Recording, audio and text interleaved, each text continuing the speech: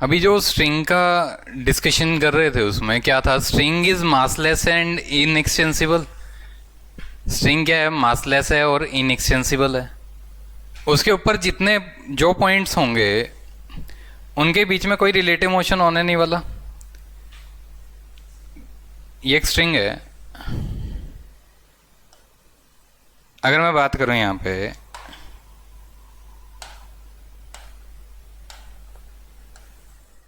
ये दो पॉइंट है, इन दोनों के बीच का डिस्टेंस हमेशा फिक्स है। अगर ये वाला पॉइंट 5 से आगे जा रहा है तो ये भी तो 5 से आगे जाएगा। इसका मतलब क्या है, दो पॉइंट हैं स्ट्रिंग के ऊपर हमेशा फिक्स्ड है, ठीक है। और इनके बीच की जो along the direction of string जो इनकी स्पीड है वो हमेशा सेम रहने वाली है।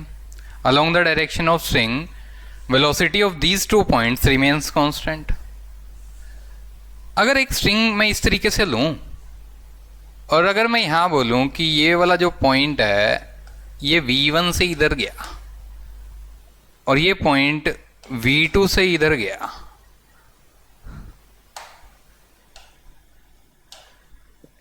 और ये वाला जो एंगल है ये θ1 है और ये एंगल θ2 है, तो इस पॉइंट की velocity along the direction of string अगर मैं देखूं तो वो होगी V1 cos θ1, और इस पॉइंट की velocity along the direction of string रहेगी V2 cos θ2। तो क्या रिलेशन निकल के आएगा, along the direction of string इन दोनों पॉइंट की वेलोसिटी क्या रहने वाली है, same V1 cos θ1 is equals to V2 cos θ2। V1 cos θ1 is equals to V2 cos θ2। Next,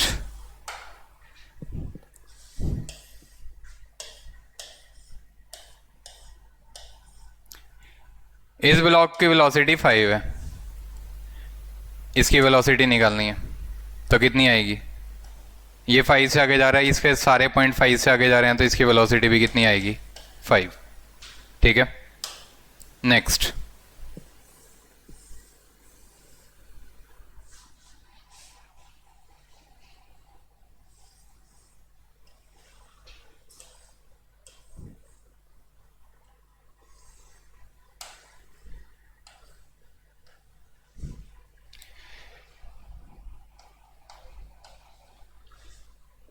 ये एक ऑब्जेक्ट है, ये 10 से आगे गया,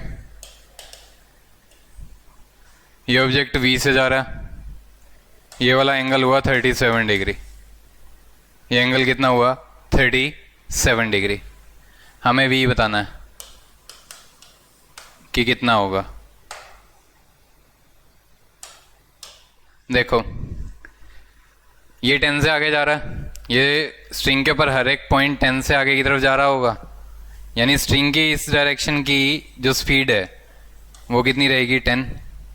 हमें इस ऑब्जेक्ट की वेलोसिटी चाहिए, तो क्या होगा, इसका कंपोनेंट जो इस डायरेक्शन में होगा उसकी वैल्यू ज़रूर 10 जैसी रहेगी। जो एक्चुअल मोशन है v, जिसका हमें इसकी स्पीड निकालनी है, इसका जो एक्चुअल मोशन है वो इस तरफ है, तो इसका कंपोनेंट जो इस तरफ होगा वो होगा V cos 37, V cos 37 is equals to 10, क्योंकि इस डायरेक्शन में जो स्ट्रिंग है वो तो 10 से ऊपर जा रहा है, तो V cos 37 is equals to 10।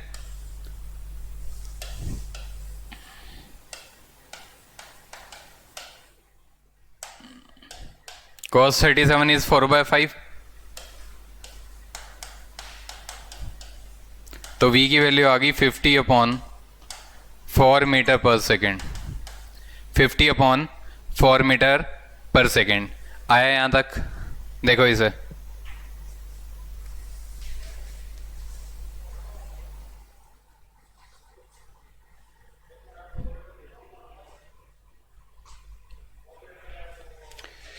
सुन रहा है ना तू,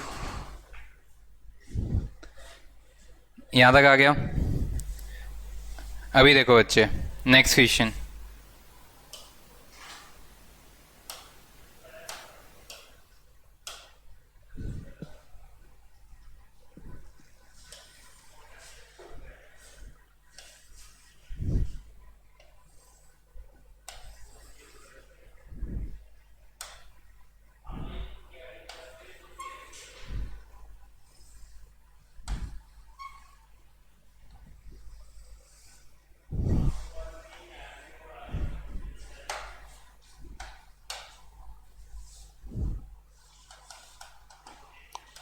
ये एंगल 37 डिग्री है और ये एंगल 53 डिग्री है।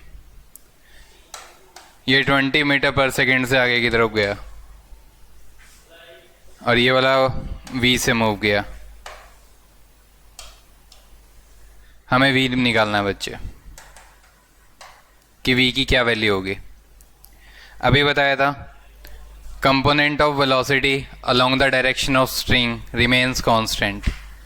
Component of velocity along the direction of string remains constant.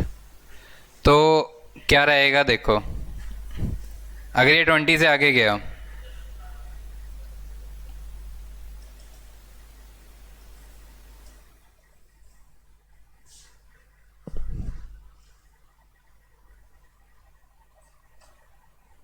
तो इसका कंपोनेंट जो v का है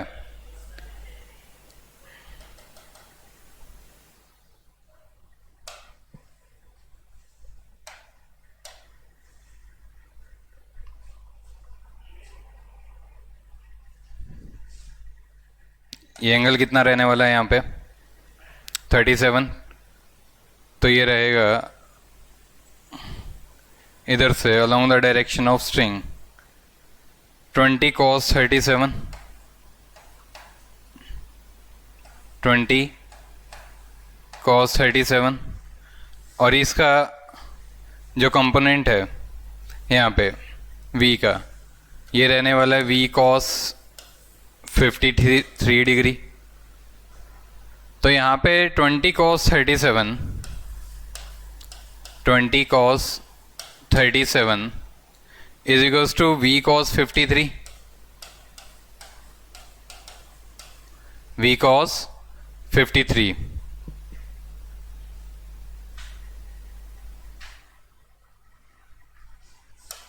cos 37 4/5, cos 53 3/5। तो यहाँ से v की वैल्यू आपकी निकल के आ जाएगी 80/3 मीटर पर सेकेंड। v की वैल्यू निकल के आ जाएगी 80/3 मीटर पर सेकेंड।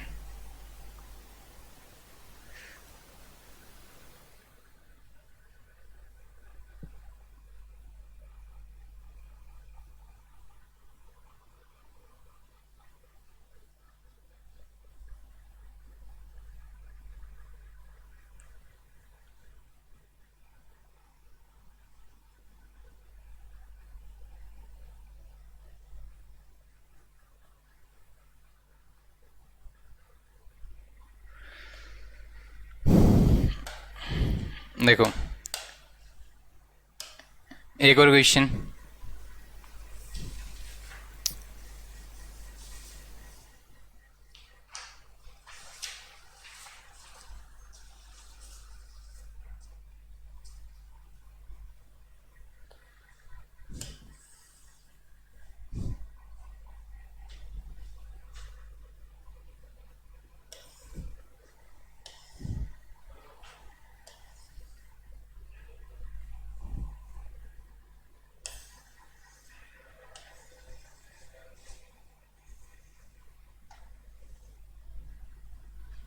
ये एक छल्ला है,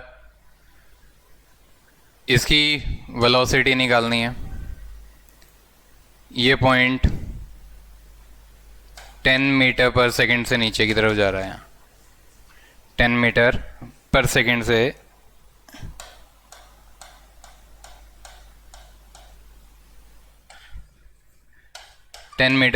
से नीचे की तरफ जा रहा है। आपको वेलोसिटी ऑफ छल्ला निकालनी है। ये एंगल 37 डिग्री।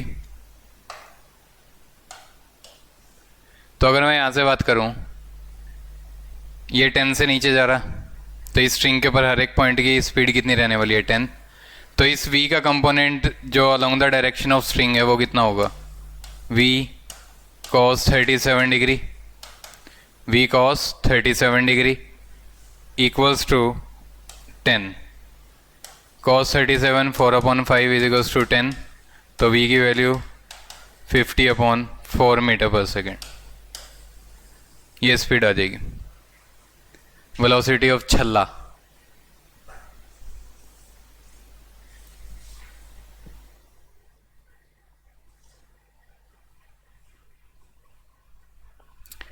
नेक्स्ट क्वेश्चन,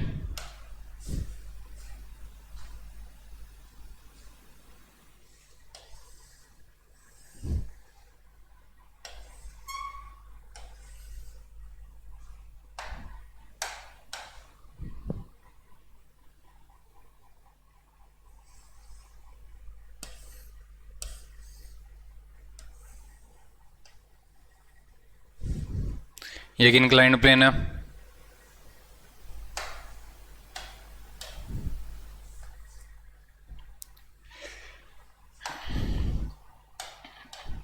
इसकी जो स्पीड है इस इंक्लाइंड प्लेन की वो राइट डायरेक्शन में 5 मीटर पर सेकेंड है।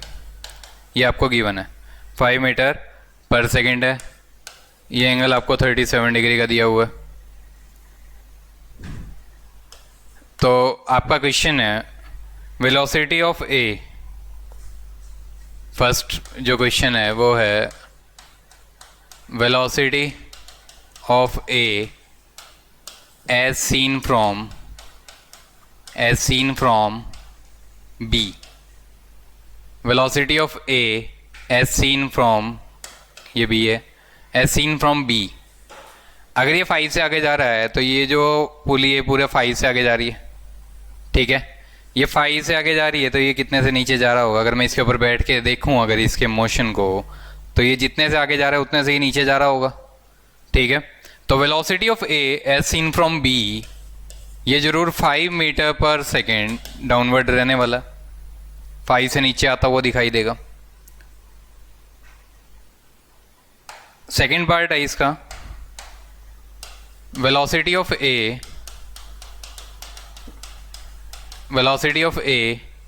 एज सीन फ्रॉम ग्राउंड,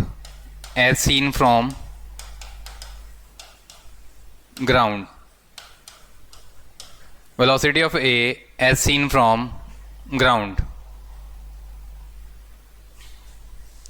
अगर ग्राउंड से देखना है A की वेलोसिटी आपको,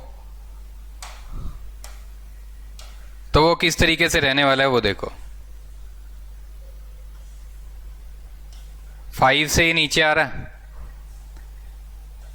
ये एंगल 37, तो ये वाला कितना 37। तो इसका कंपोनेंट 5 cos 37 इस तरफ और 5 sin 37 नीचे की तरफ। अब हमें बताना है velocity of A as seen from ground. तो जो इसकी वेलोसिटी है 5 से डाउनवर्ड थी, ये 37 तो ये 37, तो इसका कंपोनेंट इस डायरेक्शन में 5 cos 37 और ये 5 sin 37। तो इसकी वैल्यू कितनी निकल के आ जाएगी? 5 इंटू 3/5 3, ये आ जाएगी 5 इंटू 4/5 4, ये 4 निकल के आ गया। अगर मैं ग्राउंड से देखने पे बात करूं, ए की वेलोसिटी, बी इधर जा रहा है कितने से 5 से, और इसका जो वेलोसिटी का कंपोनेंट है इस तरफ कितना 4 और डाउनवर्ड कितना 3। अभी देखा आपने, डाउनवर्ड डायरेक्शन में 3, इस तरफ 4, ठीक है। तो नेट इस तरफ कितना बच जाएगा 1 और डाउनवर्ड 3। तो नेट वेलोसिटी कितनी आ जाएगी इसकी √10 मीटर पर सेकेंड, √10 मीटर पर second velocity of A as seen from ground.